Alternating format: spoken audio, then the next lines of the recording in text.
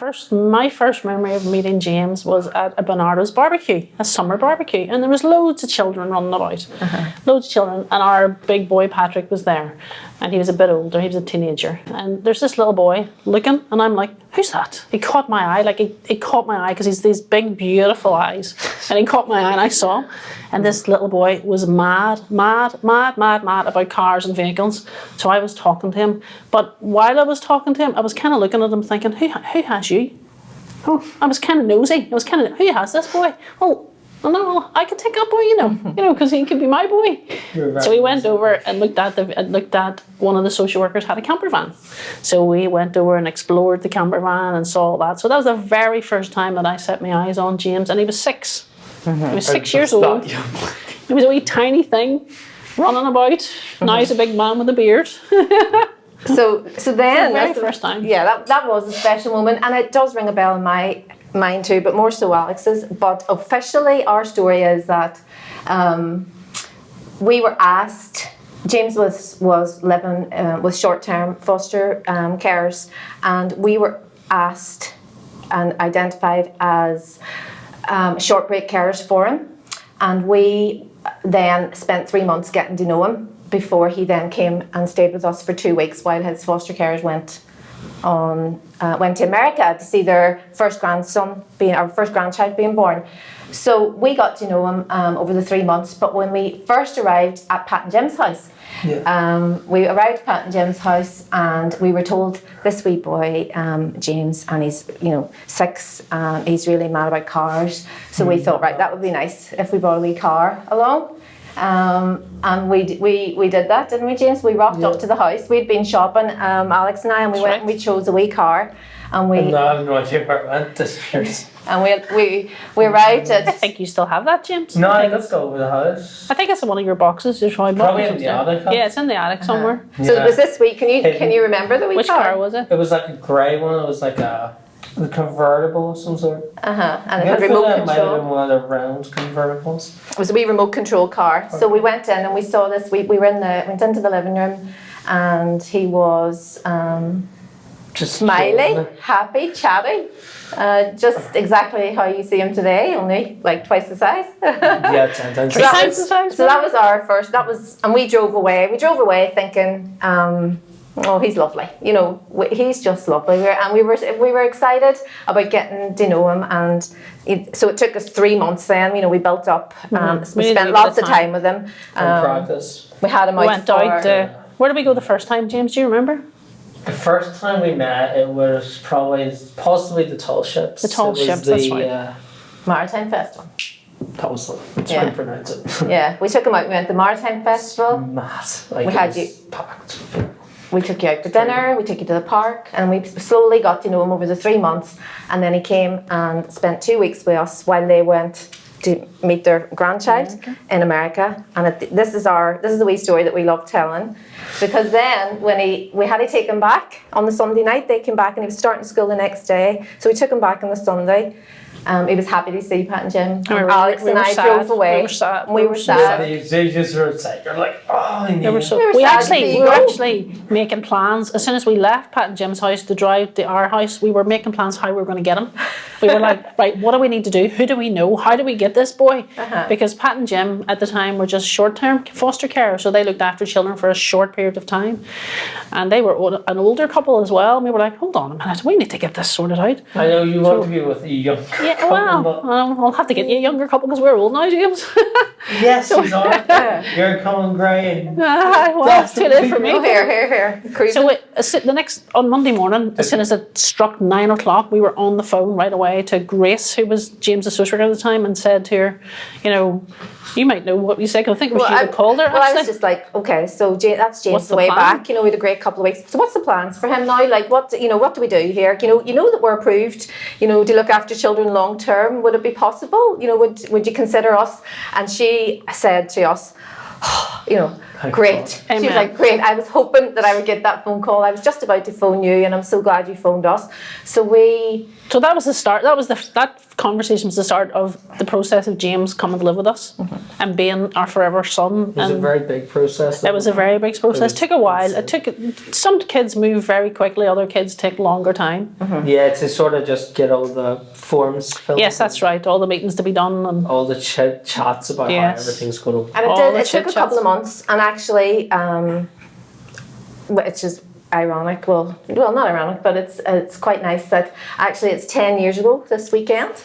10 years ago on Friday. Was that long? Yeah, 10 years ago on Friday, James officially moved in. he's a very as smart our boy, you know, because he long-term created a Born to Us Day. You know, not birthday presents, not on your birthday as well, but a Born to Us Day we have too. So he gets extra presents. Yeah, I haven't done that since I was adopted. Oh, well, because you now have an adoption day as well. Yeah, you can't have We can't keep every forking out money all the Yes. time. Birthdays, So- Christmas, so birthdays, Born to Us, Christmas, adoption. Born to Us, One of those birthday, days more adoption. for just out for dinners and just, you know. Well, now you're a bit older, we do that. Well, it's 10 years. We'll 10 go years. out for dinner for the Born to Us days, and then adoption days are the more formal one. That's the more important one. So, I think that's quite a story. It is quite a story. But we also wanted to tell you this part because this was very nice.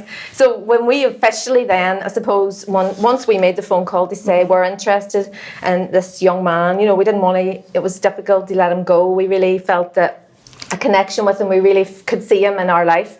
You know, I was the same. we had to wait. There was obviously a process. Decisions have to be made, and then we have to. A referral has to officially come through into the agency, and then they have to officially ask us.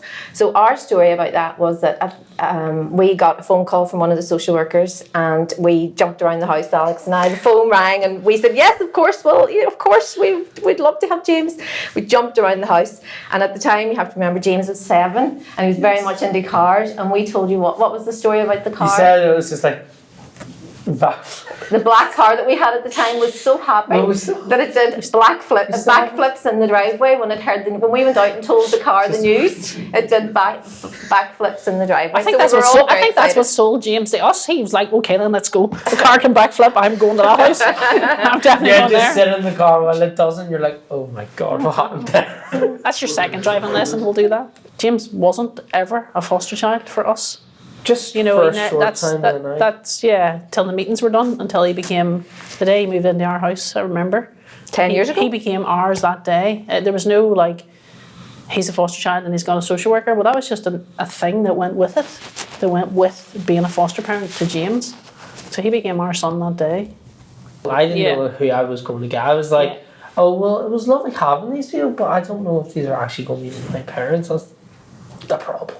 And for us, we knew we were going to be your But parents I could forever. feel in my heart I was going to miss Fat and Jim because they looked after me for quite a long time. But I knew that at the same time I had to move on and try and make a life as well. Because a lot of children do move, and a lot of children do go, even children who are older. And it's just so special for us to know that he's never going to go anywhere. I couldn't, even if I got a wife, I'm like, I'm sorry, this house is fucking... She's moving in. And you better like me mad. Yeah. For us to have, I think, for us to have those legal rights with James, because James, we claimed James from the day we met him, so legally, technically, he wasn't our son by the law, but he really was in our heart. So legally, to have those legal rights and us to be a completed family and have the same name and have everything legal was really important. Adoption for me, going from fostering to adoption, it was a long process, 4 years. which was very frustrating for us because we had known him so long. We'd known James 10 years, and he's actually adopted just 2.5. So we've known him for such a long time. So it just these things, and then some adoptions go through very quickly. Some adoptions take a very long process, and that was frustrating. A lot of it did. James, it did 4.5. Do you remember me going to all the meetings I had to go to? Man, you had to go to a lot. Yeah, a lot of meetings, a lot of talk. I did a few as well, but honestly, yeah. I could see what you were going through. It was really pressurizing, like all the questions. Oh God, it was. Well, suppose they had to make sure that we were the right people for you. Really worth it? Oh, it was definitely absolutely. because It was the best day of our life. Real parents, and I'm here now. and you've got them forever. That's the difference. You have them forever. Yep. I didn't feel, oh, this is amazing. I've got a son. I always had a son. From the day for the first day I saw It was him. just for legally. Just legally, That's the it gave only us thing that we right to secure our family. So qualities that you would need to foster and then adopt. I think experience. lots of experience. Yeah. You have to like children. I always say this. You have to actually like children. You have to be willing to be playful with them. To be there, to not think that this is a job, to not think you're taking these children on because you're going to change the world and make them better and make them different. Just to be there with them permanently give up your life for your family, just like any other parent does. That is kind of what you need to be doing. You need to be coming into being a foster care or prospective adopter with your eyes wide open and come at it through a love perspective that this is going to be forever and you'll do anything for your children. That comes from dedication, time, commitment, listening, It and needs to be a good advocating relationship. for them, standing up for them, fighting the system for them, being there 24/7. You have to be able to play with them and have fun and listen and do what they want and not try and be, I'm just doing this because I'm doing it. You have to, and they have to be your family. You have to be your family and not, A job. a Not- job, not something something you do. that you do. Something you do in your spare time. Yeah. So back in the olden days, LGBT couples weren't allowed to actually adopt. A single person could have. So I could have registered to be an adoptive parent, and then Sharon would have been just this spare part.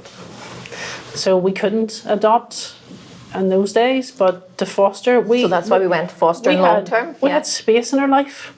We had time and space and experience, and we thought, what could we do that when we get old, that we could say be proud of? What can we do in our life that we can actually be proud of? We have the time here, we have the house, we have, space to do it. We love children, we have nephews and nieces, and we thought, what can we do? And we thought, okay, you know what, we'll contact Barnardo's and see if, see how they feel about an LGBT couple rather than a single adopter, a single foster care. And we never looked back, really, have we? No. Never looked back from the service. I would advise any prospective foster care or adoptive to go through Barnardo's because we were treated really fairly, properly and organised. I don't know. I feel like we waffled. Oh my goodness. We waffled too much. We are wafflers. We are wafflers.